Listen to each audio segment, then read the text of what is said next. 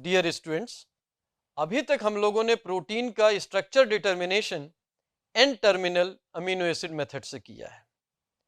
अर्थात हमारा जो पॉलीपेप्टाइड चेन है उसमें एन टर्मिनल पर कौन सा अमीनो एसिड है इसको जाना हम लोगों ने। और इसके लिए आपके सिलेबस में दो विधियां थीं, एक सेंगर्स मेथड और दूसरा एडमांस मेथड। अब इसके बाद हम लोग determination of C terminal amino acid करेंगे। अर्थात जो हमारी पॉलीपेप्टाइड चेन है, राइट हैंड साइड पर सीओएच ग्रुप फ्री है, उस छोर को हम लोग सी टर्मिनल अमीनो एसिड कहते हैं, और वहां पर कौन सा अमीनो एसिड है इसको जानने का प्रयास करेंगे। आपके सिलेबस में दो विधियां हैं, एक हाइड्रोजीन के साथ रिएक्शन करके और दूसरा एंजाइमेटिक मेथड है जिसमें कार्बोक्सी पेप्टाइडेज एंजाइम का हम इस्तेमाल करते हैं। तो आइए सबसे पहले हम जानते हैं कि हाइड्रोजीन के रिएक्शन के साथ हम सी टर्मिनल अमीनो एसिड को कैसे पहचानें। The C terminus of the proteins can be determined by reacting the protein with hydrogen, due to which all the peptide bonds will be broken and all the component amino acids will form hydrogides except the C terminal one. The free amino acid can be easily isolated and identified. जैसा आप इस slide में देख रहे हैं,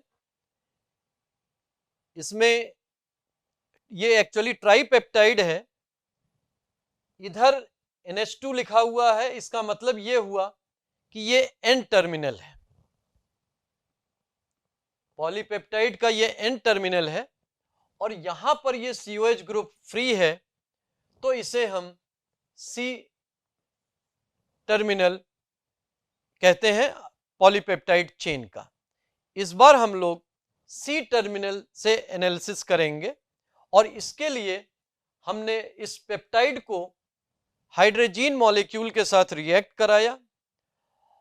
इस molecule ने जितने भी अमीनो एसिड हैं, एक अमीनो एसिड ये है, उसका हाइड्रोजाइड बना दिया, दूसरा अमीनो एसिड ये है, उसका हाइड्रोजाइड बना दिया, लेकिन जो सी टर्मिनल अमीनो एसिड है, ये वाला तीसरा वाला, ये फ्री अमीनो एसिड है।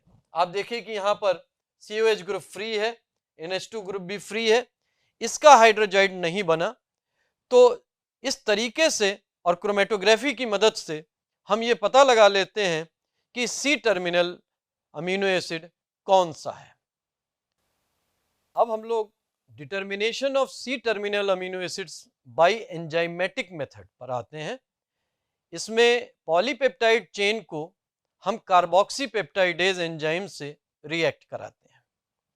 The C terminus of protein can be determined by reacting the protein with enzyme which is carboxy peptidase, which specifically catalyzes the hydrolysis of amide linkage formed by C terminal amino acid. Hence the entire peptide can be hydrolyzed into constituent amino acids. अब आप इस slide को देखिए, ये इसका C terminal and है और ये पूरी पॉलीपेप्टाइड चेन चल रही है।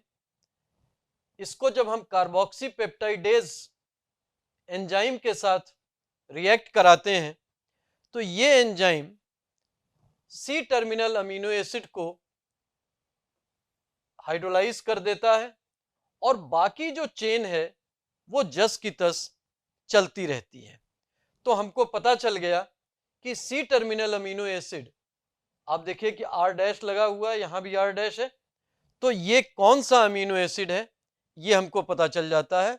अब हमारे पास जो रिमेनिंग है ये फिर से सी टर्मिनल अमीनो एसिड हो गया।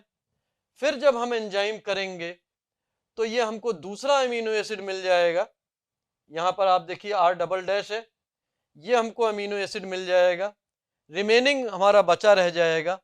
और इस तरह से क्रम से पहला सी टर्मिनल अमीनो एसिड कौन सा था, उसके बाद कौन सा था, उसके बाद कौन सा था, तो ये एक क्रम हमको पता चल जाएगा कार्बोक्सी पेप्टाइडेज एंजाइम के द्वारा।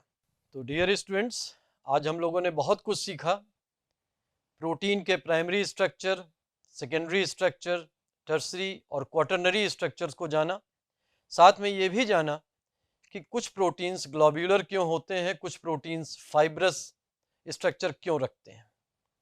साथ में हम लोगों ने ये भी सीखा कि प्रोटीन का स्ट्रक्चर हम लोग कैसे डिटरमिन करेंगे।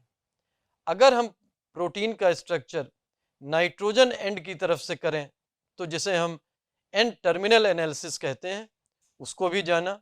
आपके सिलेबस के अनुसार सेंगर्स मेथड और एडवांस मेथड, उसको भी आज हम लोगों ने जाना।